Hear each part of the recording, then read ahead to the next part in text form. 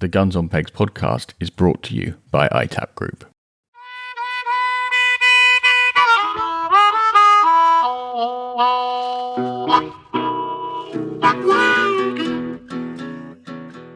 Hello and welcome back to the Guns on Pegs podcast. It is George Brown. It's Avian. It's Jake. And it is Sam.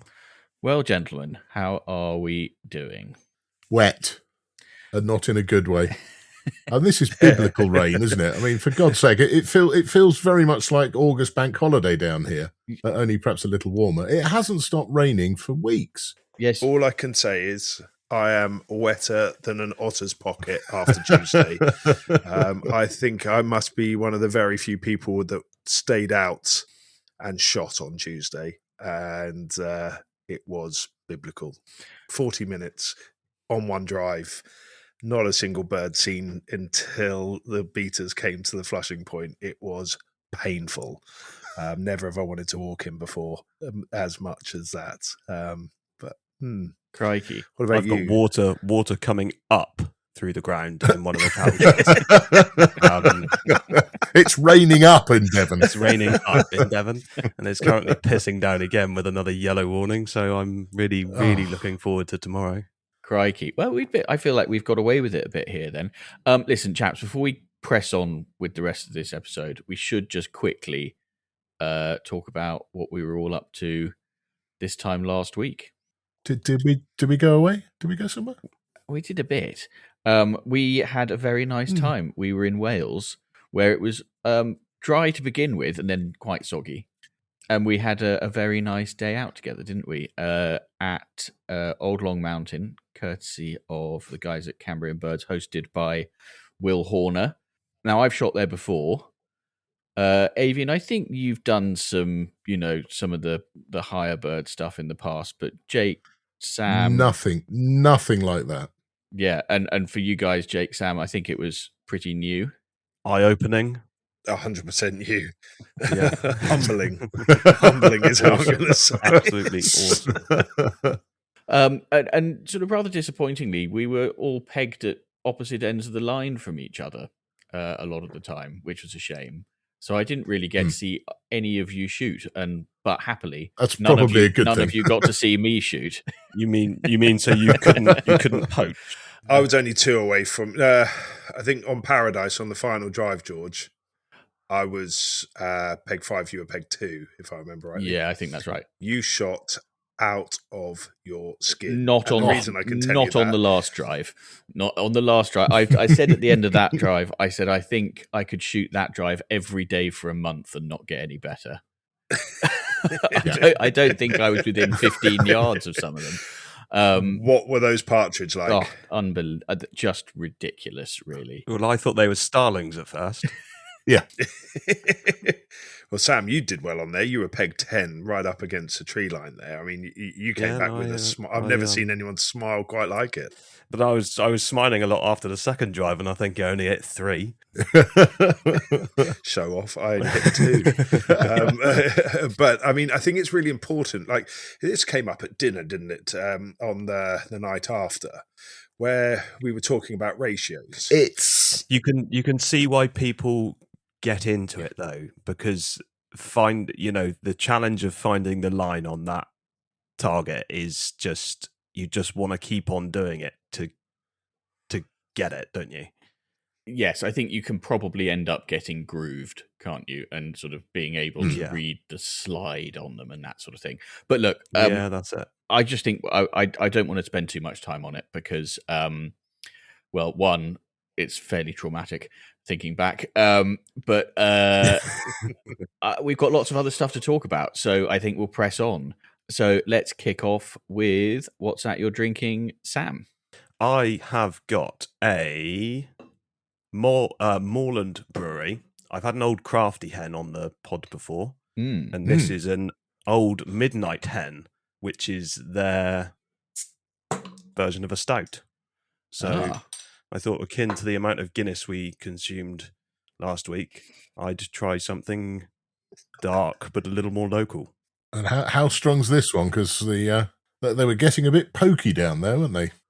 They were getting a little bit pokey. This one is actually a nice 4.2%. So not too pokey, but I have got a little dram of 12-year-old Bowmore just to ease the sore throat that has come with the latest January disease. Oh, well, the girl's back at the Petri dish again. Yeah, back at nursery, bringing something Excellent. new home twice a week, which is wonderful. Marvellous. Yeah, delightful. Avian, what have you got? Right. We'll be getting to it later, but I need to get my cider lungs on properly now. So I have gone for, starting off with a bottle of Hayward Farm cider, their Hayward Sparkling, which is apparently light and refreshing and a mere 5%. And then if I've managed to get through that one, I'm going to try another local cider. This is Crackington Cider Company, a bottle of their Dry Still, which is 6.5. So I think I'll come to that one later. So I'm going to have a crack at that one. Looking forward to them. Good. Well, as you say, we shall come on to the cider in a minute. Meanwhile, Jake, what have you got? Well, just to keep the kind of the order of the garters kind of drink of choice at the moment, certainly over Christmas, I've got a neck oil from Beavertown. It's just a good session 4.3 beer. But after your episode a couple of weeks ago there, George. The one with Pete. With Pete. Brilliant episode, by the way. Yeah, that was really fun. Good fun, wasn't it? Really enjoyed listening to that. And Chris's concoction of sloe gin and Dubonnet. I went looking and saw, I'm sure I've seen something kicking around. And while it's not sloe gin, I have found this, the Spirit of British Mischief. It's a company that have made gin and Dubonnet. Go and check it out. I've never tried gin and Dubonnet before. I've got a glass of it in front of me, and I've got a whole bottle in front of me. That's where we could be in trouble with the neck oil and this. But chaps, I'm going to try it for the first time, and I'll let you know. What if you put a slow gin in it and have a slow gin and Dubonnet? Have you been talking to your neighbour again, sir? Gin and tonic. Jesus, lads, that's dangerously good.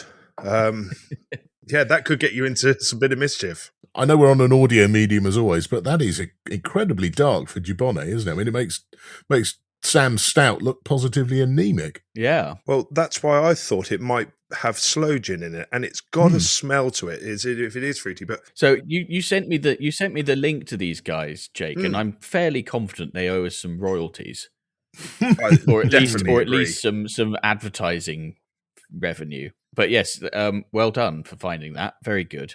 Yeah, 100%. And George, what about you? What are you drinking this evening?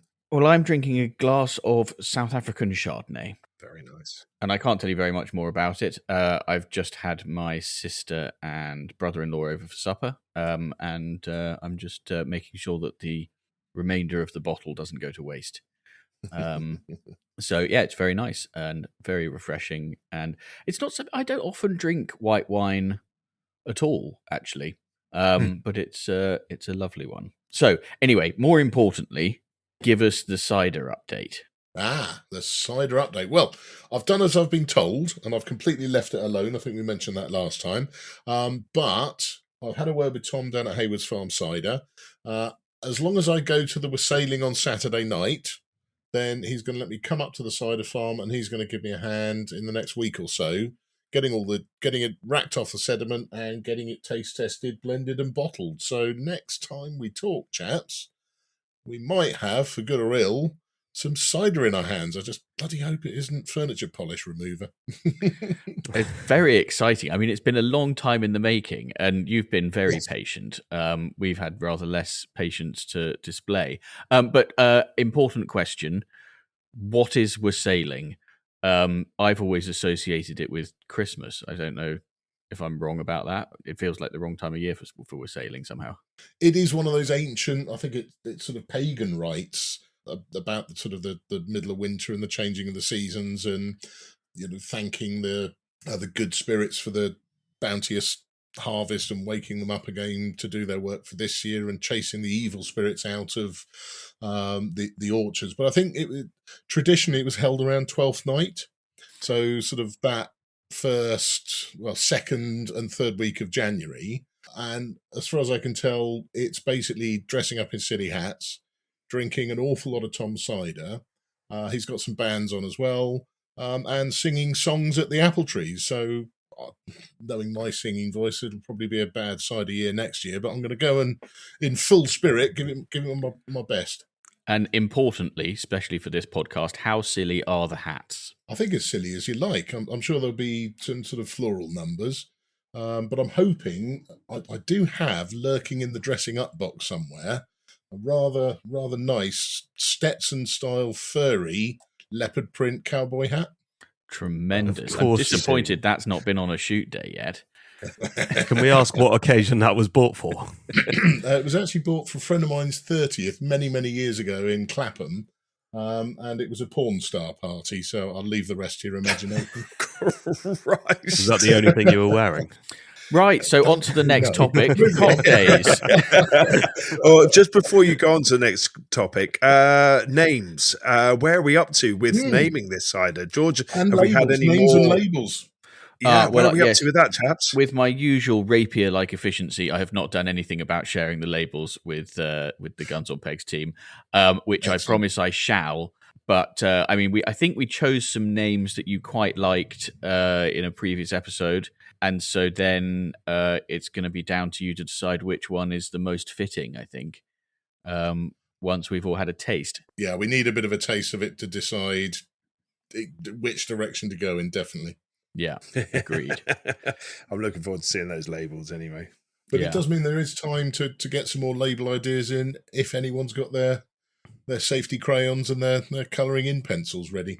Yeah, perfect. The multi-chromatic data representation devices. Wow. Okay, moving on, George.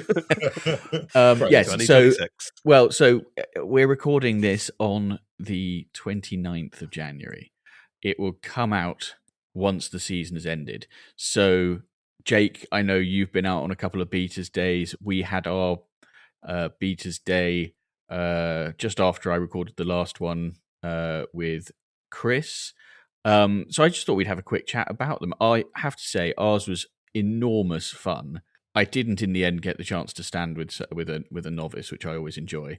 But I think this happens a lot. The pheasants flew better than I have ever seen them fly. They were just unbelievable, which I'm putting down to my skill in the beating line, basically. Your flag wrist.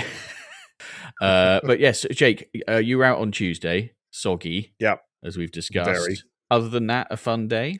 Oh, incredibly fun. I mean, what a great way to say thank you to everyone who's been a part of Branches Park this year. Brilliant day. Ended up on a very, very, very nice bag. And despite the weather, and just how much fun is it? You know, everyone gets around in the teepee there. You have experienced it, some of you chaps, and Sam, you're still to experience it, but that's going to change next season. And yeah, lovely. How much fun. You just get you watch the dogs working, just relaxing everywhere. The thing that gets me, right, we've had Christmas, it's now the end of January, and everyone turns up in pristine clothing. So, you know, it's almost a stuff they haven't had the chance to wear, but they got it for Christmas. It's first outing. Epic. I loved it. I mean, it's one of those things, isn't it? And Avian, you guys down on the syndicate? Absolutely. We brought ours forward a little bit. I think traditionally it's the last day of the season, but obviously we've got the last day falls on the Saturday and clear up day and what have you. I think I was quite keen to make sure that we brought it brought it enough forward in the season that there was a chance the boys and girls would see some birds. And I think the same as Jake. You know, obviously we didn't have anywhere near as many birds to show, but we put birds over them. They shot a couple, shot a pigeon. The shot count was high. They had a lot of fun, and I think it's a way of showing the beaters a bit of respect for the efforts they put in. And same as Jake was saying, some of the young lads turned up in their brand new Christmas presents. So we were fortunate the rain held off. But it was seeing them there with their first day at school clothing on was quite funny. But the other bit I think is brilliant is that it puts the guns through the through the beating. Yes. And it gives them a much greater appreciation of what the beat team actually have to go through. So, those days where things haven't quite gone brilliantly and there's a bit of a grumble and, we didn't see many birds or they all squirted out the side and blah, blah, blah, blah.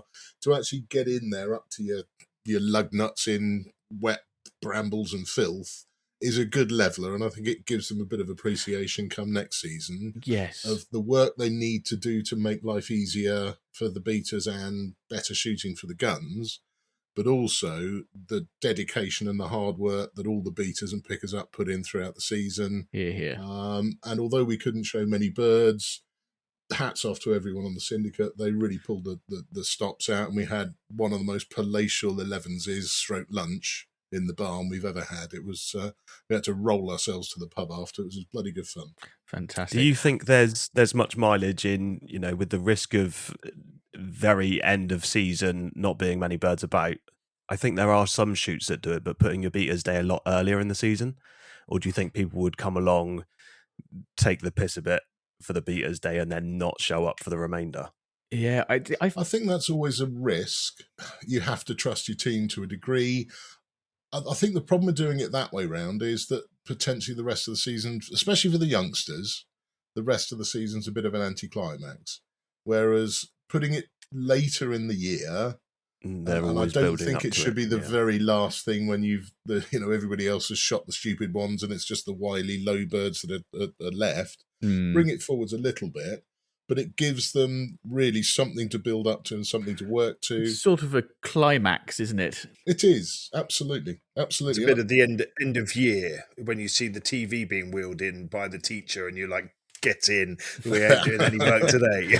But I think it's also a good way because, without wishing to sound in any way Dickensian, I think for the youngsters, one of the benefits of having them on a shoot day is showing them that their hard work is important and it can be rewarded. And the flip side to that a little bit is to say, we've had one or two who turned up and then not turned up, and some of them are starting to find cider and girls, and that's always a tricky bit. But to be able to say to them on the quiet, look, come on, you've done 3 out of 6. If you miss another one, you might not get your slot on Beaters Day.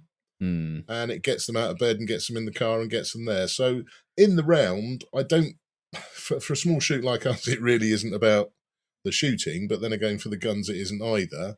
But I think if you pitch it that way, it's a reward, it's an incentive, and I think, as George says, it is the climax of the season. Good way around of doing it. Yeah. So I have a proposal for future Beaters Days, which is I think that the beaters who are shooting should be allowed to give the guns who are beating marks out of 10 for their efforts. And what I would propose is, in fact, that it's marks out of 30, with 10 marks for volume, 10 marks for dedication, and 10 marks for artistic merit. Very good. Artistic merit in how you wave your flag. How you wave your flag, variety of beaters calls, that sort of thing. Just to make sure that the beating team on Beaters Day are giving it their utmost and really trying. I think that would be quite a fun thing to instigate. Do you think we can also instigate the stocks for those guns who are there on every single bloody shoot day, and then, I'm terribly sorry, I can't make it on Beaters Day? I've got a dodgy knee, I can't possibly. Yeah, they're usually the ones who can't make the work parties during the summer and autumn, and then can make every Saturday for the shoot season. But chaps, you're all talking about kind of like your syndicate shoots, whereas some of the places I've been picking up and what have you, they're commercial shoots, and it's a walk one, stand one. Everyone mucks in. You get split up into 2 teams. Normally, the 2 kind of assistant keepers, underkeepers, take a team A and B. 6 drives, walk one, stand one. Everyone walking gets to shoot anything going back. Clear up that.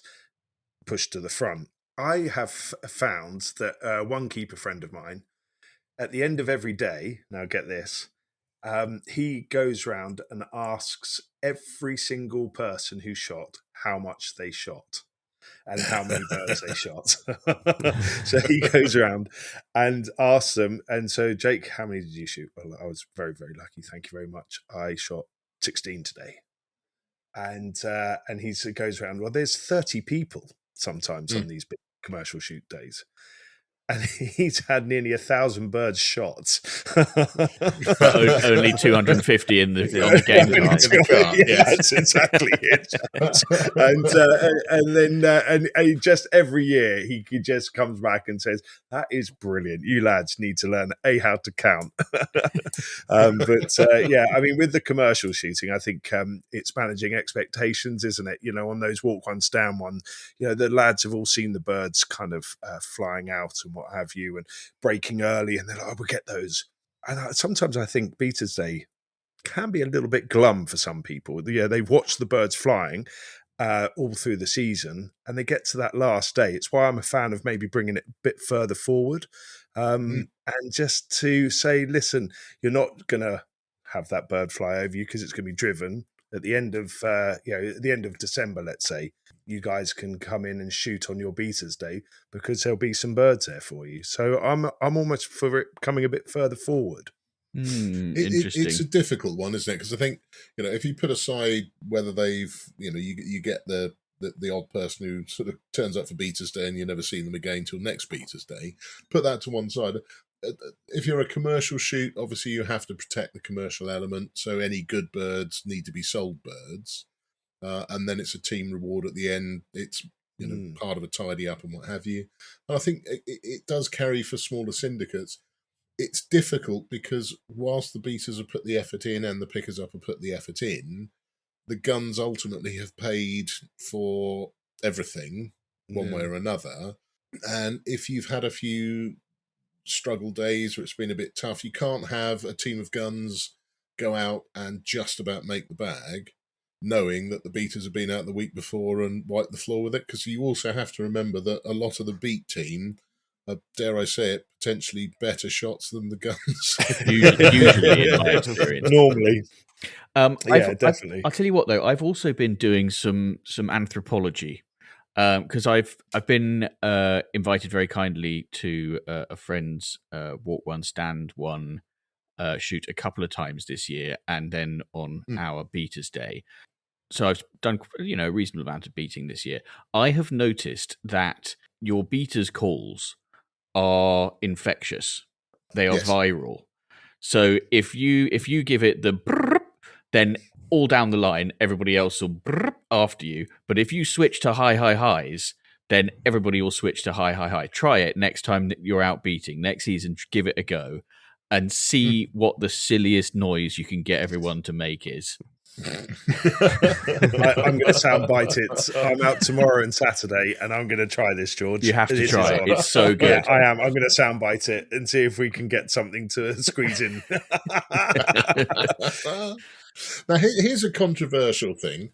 Do you think that when the guns are beating, they beat more to present birds, whereas often when the beaters are beating, they're moving through a woodland to get the beat finished? I am not going to venture an opinion on that. I don't think so. No, I don't think so. What about the behaviour of a gun's dog beating as opposed to a beater's dog beating? Yeah. Actually, and in fact, a beater's dog on peg. On peg, the other way. Over to our resident gun dog expert. All I would say is that that's a tricky one, isn't it? Because the gun's dog in the beating line could be interesting. Many a good drive ruined, but also you let the lead off and of the beater's dog sat on peg. That's going straight to the flushing points. That doesn't care. I'm just thinking of 100 ways Ash could mess up a drive. Tricky one, because it's all about enjoying the day. And if that means bringing your dog for something it's not done all season, and you want to enjoy that one day, and let's be honest, some of the guys only get 1 day shooting a year, and that's on a beaters keepers cock day. Yes. Tough one. I'm not quite sure. I only ask it because my old lab, who I haven't got anymore, he used to sit beside me wonderfully on peg and walk beside me everywhere. And then if you got him into a bit of cover, you spent more time just trying to encourage him to go more than 6 feet away from you than, and actually try and flush some birds out. Gosh, if we could get, listen, that's a nice problem to have. Is what I'm saying. It is now that I've got a mad ginger bitch that goes wherever she wants and doesn't listen. Now, going away from that, chaps, tipping. Where do we sit at the end of a keepers beaters cock day at tipping the keeper or the owner? Charity. Avian? If it's going to be at all charity, I don't see you can't ask people to tip for a day that's a reward for their hard efforts during the year. I think it's wrong. Yeah. George, you wouldn't ask your bar or waiting team to tip their colleagues at the Christmas party, would you? No, You're not going to sit in the shoot room afterwards and give all the guns 20 quid for doing so well. No. Well, yeah, it's your keeper. Would you tip your keeper? Would you tip the shoot captain? Yeah, no. Well, no, George, it's a thank you to his team. Well, yeah, because the beaters day is effectively a tip, right? Yes. Yeah. So I don't think I wouldn't. But if it's a keeper's day, is that different? Well, we're getting into some fine distinctions here. So the keeper's day is a tip traditionally from the landowner or the shoot owner to the keeper, and the keeper gets to invite all his buddies along for a day. Yeah. Different from the beaters day, although often it's the same crowd. So I think then it comes down to the relationship between the guests on the keeper's day and the keeper himself. If they're, old schoolmates, I expect that, a couple of pints in the pub is what would happen rather than... But if the keeper's been in the gun line for the day, who's he going to tip? That's a good point. Perhaps an underkeeper. If it's that sort of a place. That isn't happening. That definitely isn't happening. No, the whole point. No, the point about all of these is that they're thank yous. They are tips. They are quite right. Yeah, it's not a transactional day, is it? It's thank yous. I'll go back to your point right from the top there, George. You didn't have the opportunity to stand with a novice. I fortunately did this year. It's great fun, isn't it? Although knowing exactly where to stand when birds do flush can be a little alarming or hit or miss at times. Well, hopefully mostly miss. Mostly miss, yes. Yeah, it can be. I just try and be... I want to be behind... I don't think I'm a loader at that point. So I'm not there to just to as a stuffer. So I'm going to be just behind their left shoulder, if you see what I mean, so that they've got plenty of room to swing the gun, but I can step in if necessary. But yes, chaperone. Chaperone, and it's more, I think it's not. It's in my experience, it's never been a question of worrying about muzzles or anything like that. It's more that's your one, that one's not, that one's not safe. Yes, that one's the one to go for. Oh, whoops, you were behind it.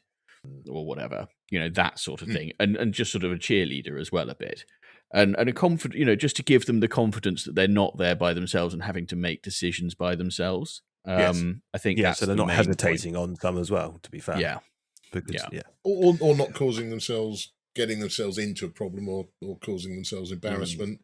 It's that mentor role, isn't it? It's just gently. Don't point it there, sir. I think we could have all done with one of those at Old Long Mountain last week, chaps. It was Night of the Bewilderbeast, wasn't it? I had no idea if I was in the same postcode with half of them. But anyway, we talked about Wales. Yes. Well, so I want to move on now to another. Well, this is my own dilemma, which is I'm sitting at my desk and I am looking at a pile of game cards that I've collected probably over the last 3 or 4 years. And the pile is now getting to the point where it's kind of awkward. and taking up more room on my desk than is really available for it. What do you guys do with your game cards? Do you keep them? Do you file them away? Do they sit in an ever-increasing pile on your desk like mine do? Do you have a special thing that you do with them, any of you? I keep them, and I have them dotted around. Obviously, I don't have the problem of having too many. It's a nice problem to have, George. I'm glad you got that in. All that comes to mind when you're looking at this massive pile of game cards is I was very late taking down my Christmas decorations this year. And when you tie the bit of string across the ceiling of the living room and just kind of hang all of the Christmas cards on there, why don't you do something like that? Have That's a very nice good string idea. That's a very good idea. Perhaps in my game card bunting. Yeah, I like that idea. That works with. I've got like one or two that are just a single sheet and no fold. Oh, you need a little bulldog clip. But perhaps I can nail them to the wall or something. Yeah.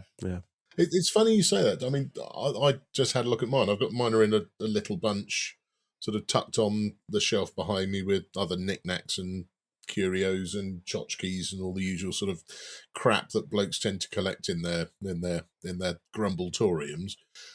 I looked in it. I came to game shooting quite late. I've got one going back to about 2016. I think that's the earliest. And then I guess the few invitations and the few chances I had for game cards in the intervening years, I didn't really do much with them. It didn't dawn on me much at the time. And it's only in the last probably 4 or 5 years I've started collecting a few. I'm never gonna collate them into a game book and record the stats. And I know I'm a nerd, but even that's a bit much for me. So you don't have a game book? No, because I've got a game book which I've had for probably 15 years, and I started off, as one does with these things, with great enthusiasm and recorded everything in quite some detail. But I have I lapsed almost immediately. You've just shot too many birds, George, haven't you? I think. But it occurred to me that, one nice thing to do might be just to sort of paste them in. Yes. In some way, or you can get those little sort of clippy things, can't you, for photo albums? I was going to say, if you wanted it, because a lot of them have very nice things on the front now, so you kind of want that, so you can still see the front and then open it up to have a look at the day. Yes, I think it's also the party you were shooting with, because sadly, there'll come a point where some of the names you shot with are no longer with us, and it's quite nice just to remember the day. I think the bag and the weather conditions and what have you are largely irrelevant, but just where you were and when it was and who you were with. Yes. Oh, that bloke, those, he's the dickhead who poached everything off the end of everything. Yeah, quite. Yeah. Oh, him. He was a poacher then and he's a poacher now. It's one of those, isn't it? You collect them for years and they're absolutely of no value at all. But if you threw them away, that would be the one moment that you'd like to just glance over them and remember. Are you clutching a game book there, Jake? Yes. Right. Okay. So I do keep a game book, and I'm going to give you an extract back from the 26th of September 2019, pre-COVID. I was at Balsham Shoot picking up, and I write my day with the dogs. So we did 4 drives on that first day. It's a partridge shoot. We did cottages, and I put the retrieves, so 9 retrieves, Rat Hall Gardens over Belt, 0 retrieves, Laurels, 11 retrieves, Arthur's over the Dyke, 16 retrieves, dogs, Echo, and I had Max out, a black Labrador we had. Then comments, first day, both dogs were on fine form, great to be back out again. And those little things, that's 7 years ago, chaps. And just those little memories there, I can look at, so many more. And so in this little green book here, I just keep all my picking up. I love it. And I keep my game cards as well. Big days, small days, if I get given one. Do you have a scrapbook and do diaries as well? No, but I collect stamps.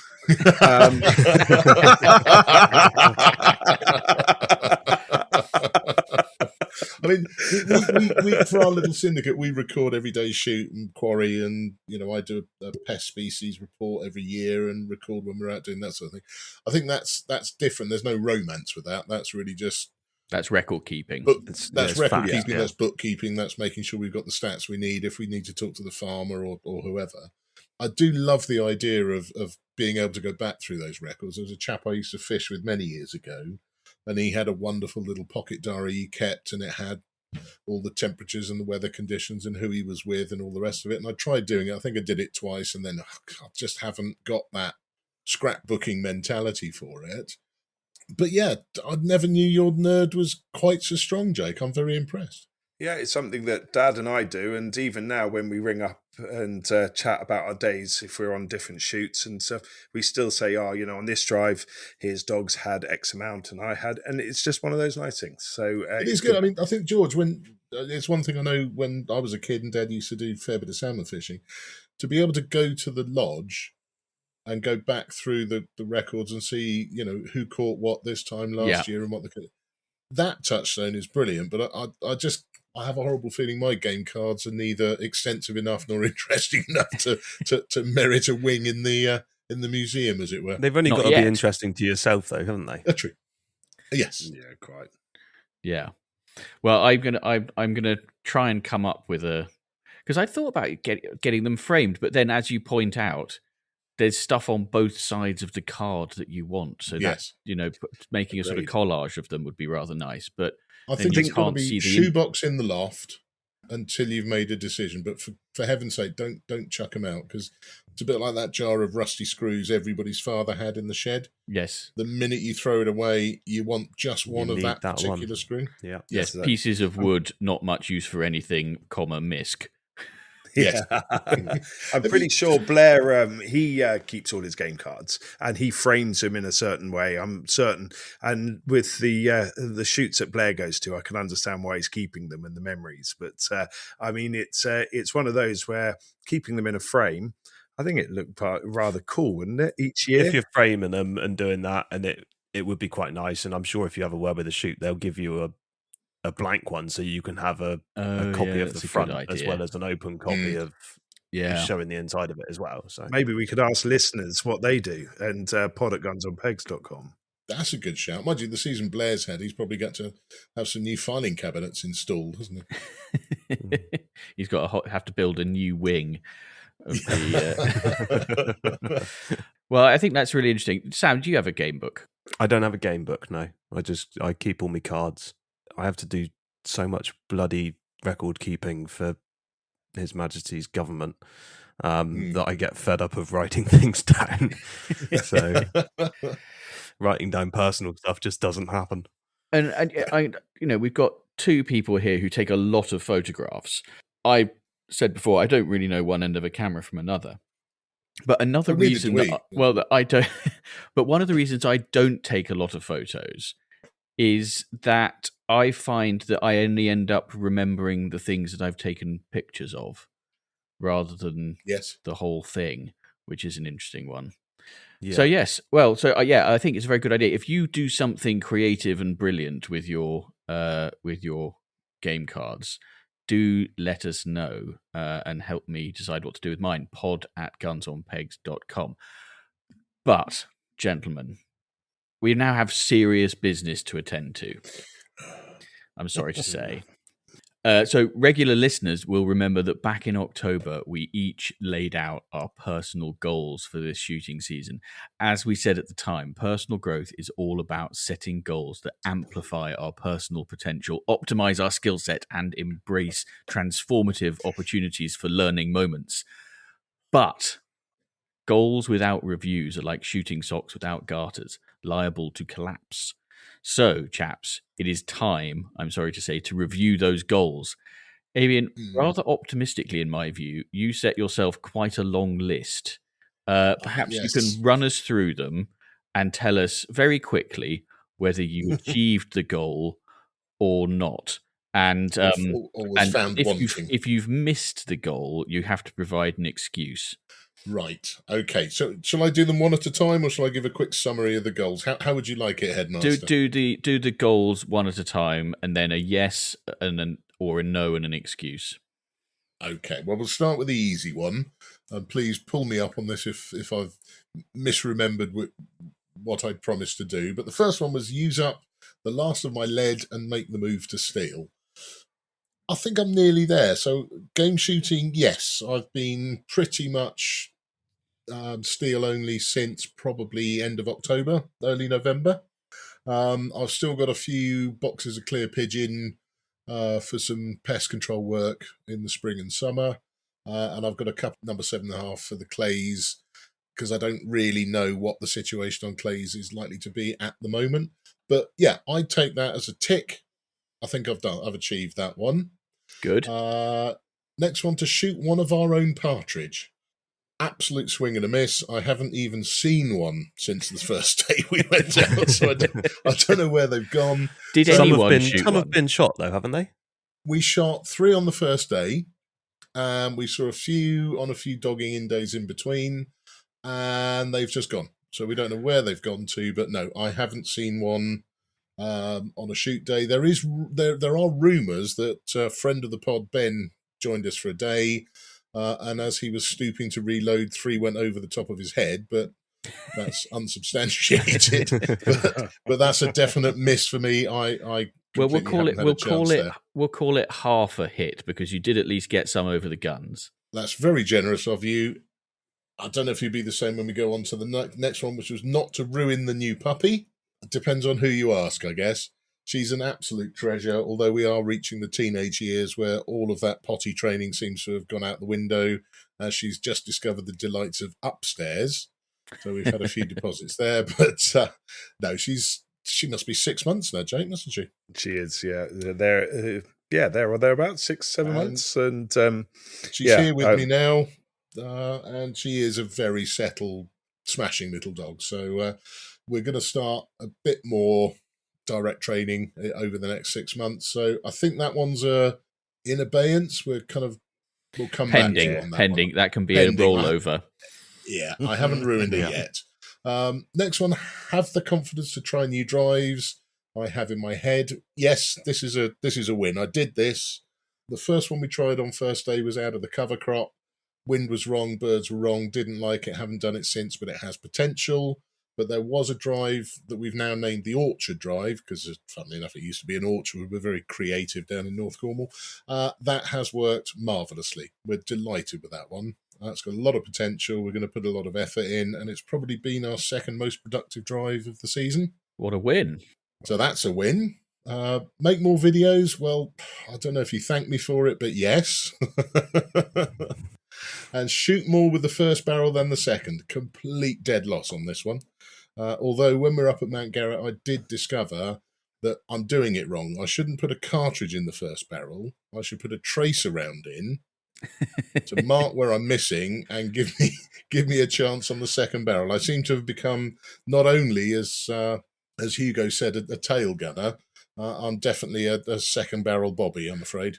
Well, I mean, at least I don't think you need the tracer, though, because if you're killing with the second barrel, you know what you're doing wrong with the first barrel sort of instinctively. I clearly don't. My lizard brain does, but I've got no idea. So could you just go swing and then just say out loud, bang, and then pull the trigger and go, I wish I could. Although, Jake, if I'd have done that, that would have made my first one getting through my residual lead twice as long. I'd love to just hear you out on a shoot day going, bang, bang. When we were in Wales, it would have had the same effect, to be perfectly honest.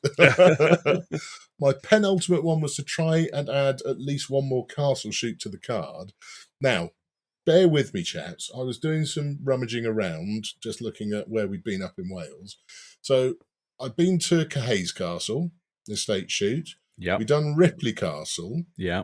Now, I think I can claim that Old Long Mountain is part of the Powys Castle estate. If you say so, I'm not going to argue with you. That's pretty tenuous.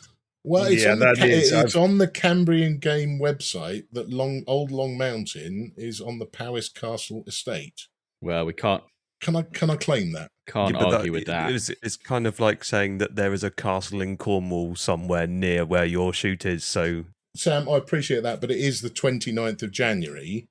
All right. I'm busy all day tomorrow, and we've got the tidy up on Saturday. I really don't think Sandringham are going to give me a ring this evening. Well, if you don't ask, you don't get, Ave. You know. Well, that's true. Hope springs eternal. Plus, this won't go out till Tuesday anyway. So I think I might have hit that one. And the final one was get to the peg without leaving something in the car and return home with everything I came with. Not even remotely close. I think my flag is in Philip's Land Rover. Digby's got my hat. Jake had my stick for most of the season. I know I arrived on most of the pegs I've been to, either leaving the batteries to the camera or the camera itself. So yeah, no, complete dead loss. I'm a complete hopeless case there, I'm afraid. So I think that was a silly task to set, because it was a bit, knowing me. I'm still waiting for some sunglasses, a DJI thing, and potentially some cartridges, but I'm not going to ask him to post those. I'm definitely not posting those. And that's when we've gone back to the car to check 3 times, isn't it? My staff is currently gracing, well, I assume it's still there, gracing a blackcurrant field somewhere near Great Yarmouth. When you started that sentence with my staff, Staff just bring all my stuff home for me.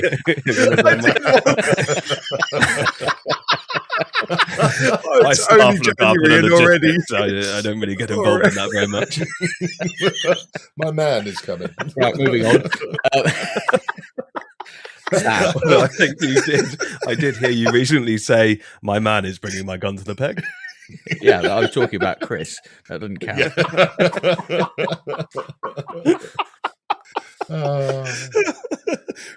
Right, Samuel, let's hear about yours, buddy. I'm a firm believer that if you don't have a plan, then nothing can go wrong, can it? So tell us about your plan.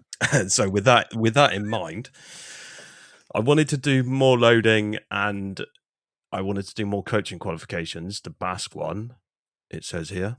I haven't done more loading, but I've definitely made more connections this year with the potential for next year. Excellent. Which I think is a pass, just. And the next Basque course, I did have a look.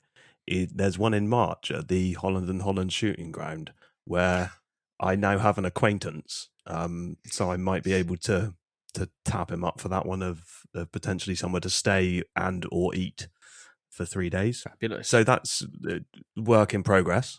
I was going to take some lessons myself. I think that was an ambitious goal to set during the season. So we'll roll that one over. That's work in progress. Switch completely to steel, which I have now. And in fact, I used all steel, HP steel at Old Long Mountain. And I've personally found its only limitations is the operator, which I think is fair. And then I'd go back to point 2, which is take more lessons, which I'm going to do this year. And then I was going to possibly change guns to take high performance steel rather than standard steel. Luckily, I've managed to borrow a good friend of mine's guns, Avian, thank you, the past couple of shoot days I've been on, because I'm currently waiting for a renewal. So my guns are in storage. But we'll roll that one over as well, because then hopefully when I get my license back and I go to pick up my guns from said storage place, they also sell guns, so deals might be made. Very good. I'm not currently seeing, a tremendous hit rate on these goals, but let's see. Jake, no, but some good excuses. Some very good excuses. Sound excuses. Obviously well practiced. Jake, over to you. Can you improve the hit rate? Of course I can. So the first one was build on professional relationships and exciting opportunities that have been currently arising on this journey that I'm on. And it's been fantastic. What a season. Old friends, old acquaintances, new friends. It's been a wonderful opportunity to network with people, to meet new people from Europe, from America, from the UK. Just what a season it's been. So yeah, very, very pleased with that goal, and looking forward to next season already. Now River had developed a nasty case of the run-ins from Peg. As I mentioned, it was hard for her, and having a Swiss Army dog isn't easy after I needed to be on Peg to pick up and then also kind of work on those walked up days. I've really tried, and she kind of got it, and we were winning. Then we went to, as we've mentioned, to Wales, on that third drive, I think she just ran up and down the slate drive.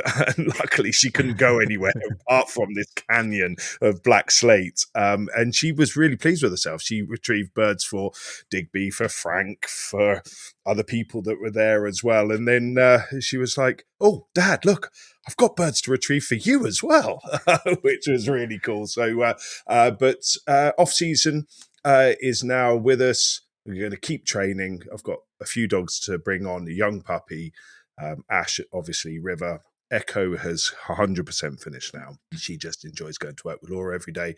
But I just would like to remind everyone listening that even if you've had all these problems with your dogs over the season, don't overthink it. Just have some fun. Go back to basics, reset, go to your trainer.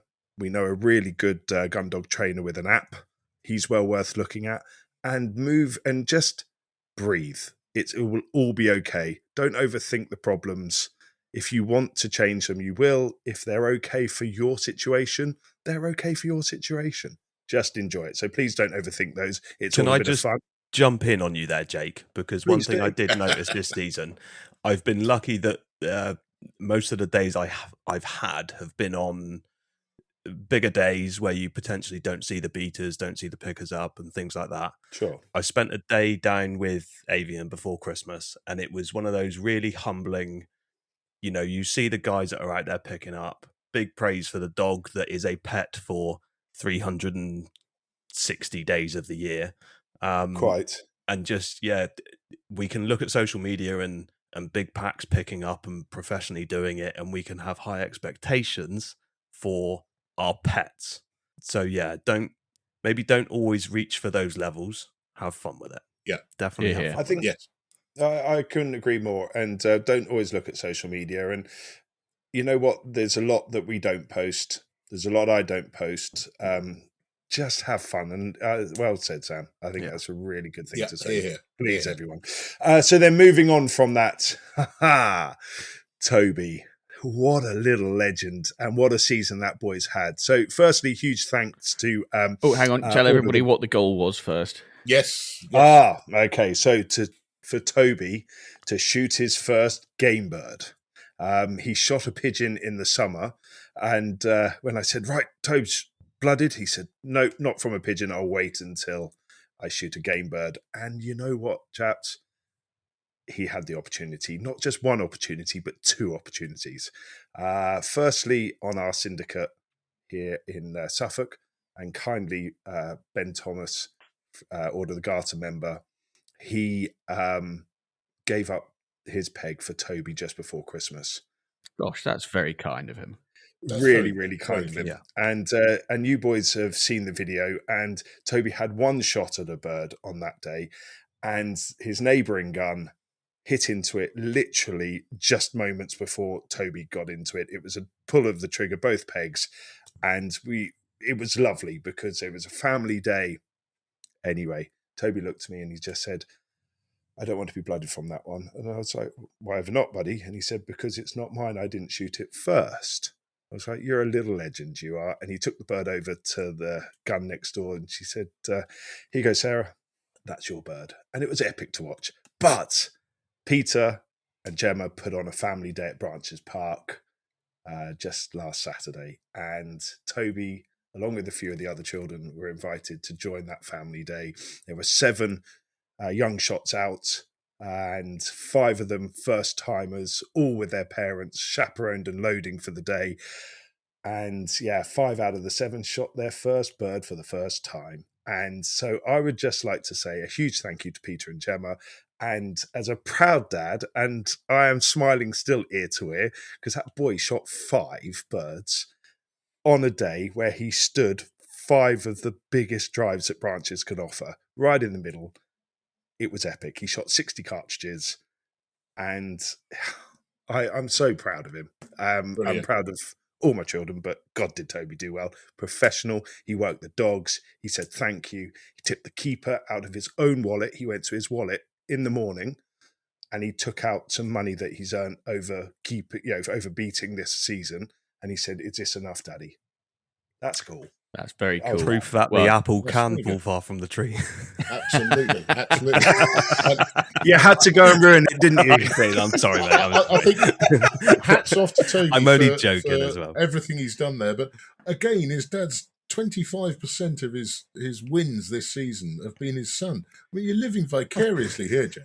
Listen, I live through my children. What can I say? But I would just like to say that I did mention that Toby had some shots there, and he was miles off. Like it was one of those things. But a very good friend of ours, and I know he'll be listening, across the pond to this episode as he listens to all the episodes. He, when he was here visiting back before Christmas, he said, "I'd like to buy Toby some cartridges. Enjoy. There's some money towards cartridges." That's fantastic. So I won't call them out, but I'd just like to say thank you very much, because Toby's opportunities were paid for by this very, very generous offer, and what a kind thing to do. So thank you to that person. And then going on, sharing more game meat with people who haven't tried it. Well, back to the rugby club and back to the sidelines on a very cold, wet, miserable Sunday mornings. Sausage rolls go down an absolute win. But the conversation which I didn't think I'd have, which was really interesting, was how people who were interested in game meat but didn't really know too much about it, but more importantly, the traceability and the benefits of wild food that were compared to store-bought processed food. And that has really sparked up a sideline conversation, which has been quite interesting the last few weeks. So I was surprised by that. I'm pleased, and I've got orders from this last batch going into the butchers now for sausages and burgers throughout the summer. So really, really pleased. Have you taken any inspiration yet? I mean, we've been privileged with some cracking 11s through the years, haven't we? Yes. I mean, Ben Hughes at Brimsfield stands out. His partridge poppers that he won't share the recipe for. And even, Will and his team up at Old Long Mountain, they had some absolutely amazing things there. All game about doing things a little bit differently, your sweet and sours and your satays and that kind of thing. Have you tried any of that, or are you keeping it basic? No, 100%. So, you mentioned two places there, but you can't not mention the great efforts that Leon Chalice Davis has done, but also Hugo. And Hugo, definitely. Yeah. I mean, and his coronation pheasant, brilliant. Sausage rolls and everything, pies, amazing.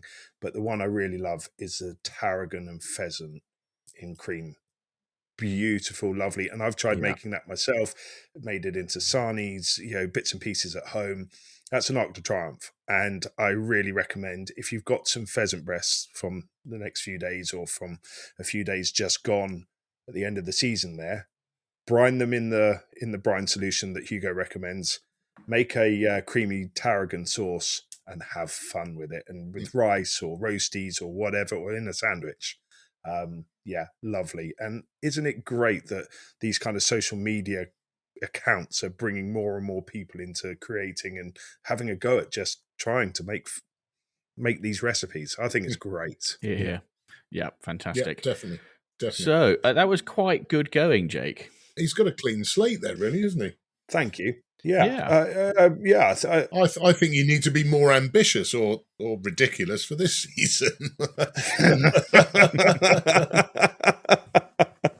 I think that was trying to stop River from running in was fairly ambitious. Yeah, you've done well with that. George, what about you? You don't get off unscathed here. I think you had a few, didn't you? From the sublime to the ridiculous. So my first goal, as it has been for many years, is to shoot a left and right of partridges at home, and this is a fail. I flubbed several opportunities. I had a left and a right, which was a partridge and a pheasant at home, so halfway there, I guess. But no dice on that one. So what is it then? What's the mental stumbling block? We're going to get all sports psychology with you here. Well, what is it about the left and right? Because it's not the paucity of opportunity. What is it? A bit like me with my second barrel only. Yeah, it'll be his brother. Where do the it'll wheels be his fall brother off next to him? You're sort of the antithesis of me, where I pull the first trigger in just vague general hope, and then my lizard brain takes over and sorts out the nonsense and gets the job done with the second barrel?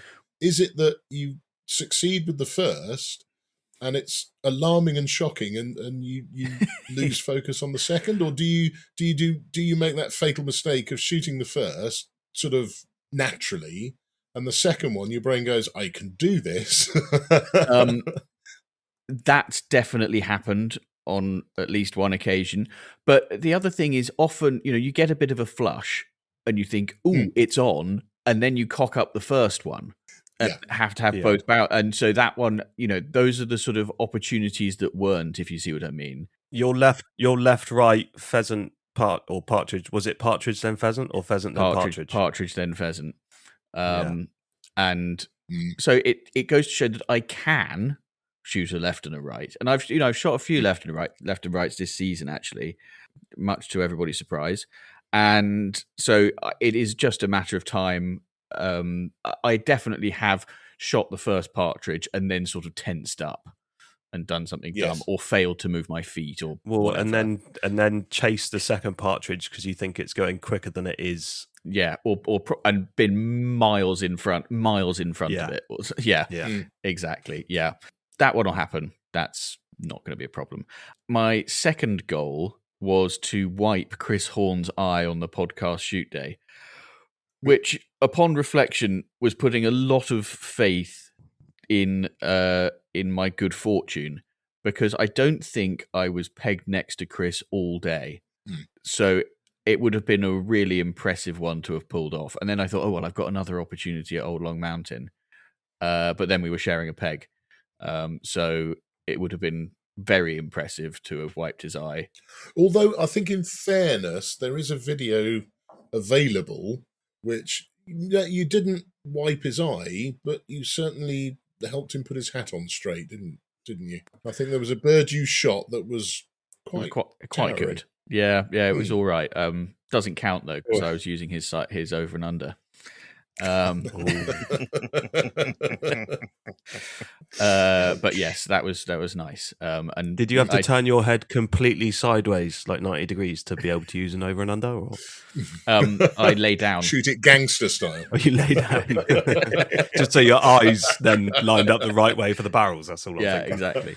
Yeah. And so then I obviously worked out that was not necessarily on the cards, and suggested that if I failed at that, I would like to wipe one of you three's eyes. And again, I think I failed. I don't remember having done it. So all of those are rollovers for next year. Well, George, if you'd like to invite us on many more shoot days, yes, you can keep trying, can't you? You'll deliberately miss. Once. So I think I've got to say that all in all, a pretty poor showing from all of us there. Yes. Congratulations to each of you on the ones that you have achieved. Apologies for my 100% miss rate. I promise to do better next year. We just need to either set the bar lower or do more shooting, don't we? Get better at shooting, I think, is the main thing. Yeah. That's it. My brother-in-law would just say to me, be better. Be better. Be better. Do better. Good. Right. So just going to quickly do a quick grand day out. I did a little bit of digging on Guns on Pegs earlier. And for anybody who's feeling like their season is coming to an end too soon, I have come across an opportunity in Spain that looks rather good. It's on the 5th of Feb at a place called El Bonillo in La Mancha, a couple of hours from Madrid. And it is for walked up partridge. 2 days, 3 nights full board accommodation, 10 birds per gun, 8 pegs available. And it's a 1,500 hectare estate. And it's 845 quid per gun, which sounds like a hell of a deal. It does. And it's stunning, isn't it? I mean, what if you can grab your passport and get on this one? What an absolute tonic for the shit weather we're having here. I mean, the building looks just beautiful. It's like bodega style, all open air dining, pool, out in the hills near the mountains. Yeah, it looks fantastic. It just looks brilliant, doesn't it? And I think, walking up partridges in the the vineyards and the olive groves and the scrub will be phenomenal fun. Amazing. I think even the way this year's opening up with all this foul weather, I think £845? Yeah. Just to be left the hell alone to go and walk in the sun for 2 days. Yeah. Bugger the shooting. That is an absolute steal, isn't it? I think that's full brilliant. board as well, chaps, as well. Oh. That's pretty cool. Yeah. It is. And looking through the photos here, it's pretty much wall-to-wall barbecued meat. I mean, George, I'm surprised you're actually talking to us and you're not at Gatwick now. Well, I've just booked in the middle of February. I'm taking the kids skiing, and I've just booked their skiing lessons, and it feels like I've bought the entire mountain. So yes, that is a good Grand's Day out. I like that. Very good. Fine, George. And then just another, just very quickly, Clay Days, which is the the new venture from Guns on Pegs, a website dedicated to sim shooting, where if you still have an itchy trigger finger, you can't get much better than a sim day. So definitely go and check that out. Very swish new website. It's very attractive, very good looking website. Yeah, they've done a great job with it. It is. It's claydays.uk, isn't it? I believe so. Yes. Yeah. If you Google Clay Days, you're going to find it. So that's it, chaps. Unless we've got any other business. It's all good from me. I think we're good. Yeah. Tremendous. We haven't had a challenge Avian in a while, have we? We haven't. We could do with the new one. He's about to he's pretty much completed. Apart from bottling his cider, he's kind of done. And I think we've come to the conclusion he's getting bored. I need a challenge. Yes, he needs a he's challenge. Got quite a big wall to build. Oh, don't. I'm thinking about taking his mind off the wall because he's not going to do it himself. More fun as we go along. Calvados. Oh. If the cider's terrible, we may have to distill it. Yes, but I'm hoping that the cider's drinkable. We'll see how we go. Good. Okay. Well, we'll have a think about that. If you've got an idea for a challenge Avian, drop us an email to pod@gunsonpegs.com. But before we go, all that remains for me to say is there is a final reminder that you can get your hands on a pair of the very exclusive Guns on Pegs podcast shooting sock garters by sending us your shooting dilemmas for us to resolve, sharing your unpopular opinions, your forgotten drives, or your podcast suggestions.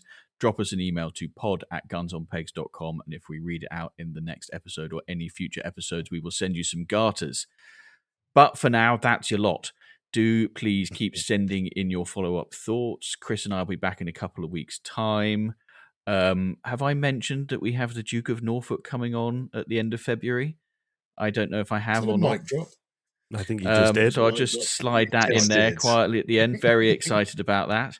But until then, thanks very much for listening, and goodbye. Wow.